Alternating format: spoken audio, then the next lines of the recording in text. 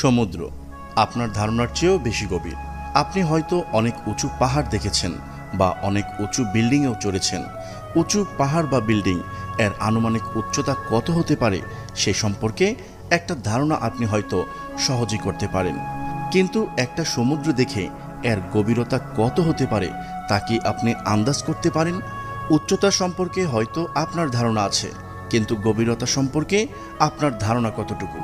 তবে জেনে রাখুন, আপনার ধারণা থেকেও অনেক বেশি গভীর হয় একটি সমুদ্র।